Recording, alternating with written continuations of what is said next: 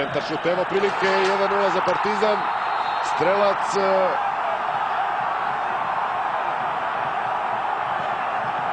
Miloš Mihajlov. Prvi gol Mihajlova u dresu Partizana i prvi gol na večitom derbiju ovog fudbalera. Da vidimo to još jedan put. Odličan centar šut Marka Lomića i potpuno neometan štoper Partizana na jedan zaista efektan način postiže pogodak. Goran Đevović je krenuo, onda video da nema. Frišović, lopta u 16-tercu, evo prilike, Đokić, kakva je to šansa, Castillo i 1-1. Sekundo Castillo postiže svoj 5. gol u šampionatu i Crvena zvezda, eto, iz prve prilike u drugom poluvremenu i uopšte na utakmici, rekao bih, koja je stvorila izjednačena rezultat. Ubacio loptu, čini se, Burzanović u 60-terac, nije tu dobro reagovao Lomić, a onda iz drugog pokušaja Castillo je loptu ubacio u prazan gol Partizana. Evo da pogledamo još jednom, tamo je bio Ibrahim Gaj, ofsajd da nije bilo. Ovde je Đokić šutirao i onda pogledajte Gaj, još jednom loptu u 16-tercu. Evo prilike, Bajić i ponovo vodi Partizan. 1-2. Branimir Bajić je iskoristio tu nesmotrenu, loše postavljenu odbranu Crvene zvezde i postigao pogodak. Dakle,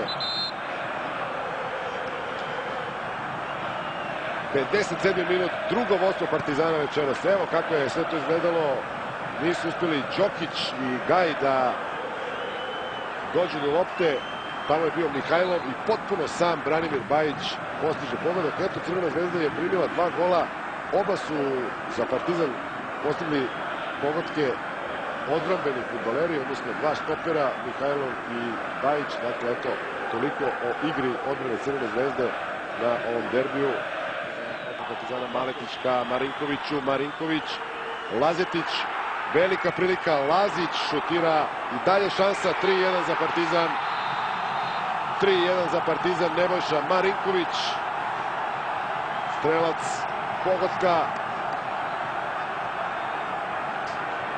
Videlo se u startu ove akcije i nakon odlično odigrane kontre da će to biti velika šansa za crno-bele.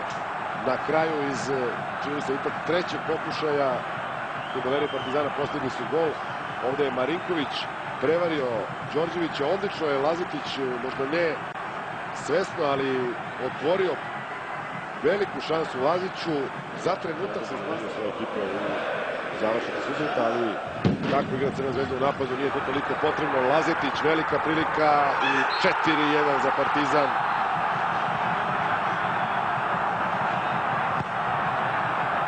Žarko Lazetić je postigao pogodak da definitivno zapečati sudbinu Crvene zvezde u ovom 128. derbiju, a ovo će biti možda i najubedljiviji trijumf Partizana na Marakani. Eto, čekali su više od 10 godina crno-beli da pobede u prvenstvenim utakmicama na ovom stadionu, a sada su to učinili na jedan zaista ubedljiv i impresivan način. Prosto ne postoji odbrana Crvene zvezde na ovom meču, što je dokazao Lazetić sada. Prethodno Maletić izuzetno dobro reaguje i daje loptu Lazetić za pojedine akcije i evo sada ima Burzanovića, Burzanović i gol Igora Burzanovića, 4-2, tek toliko da ublaži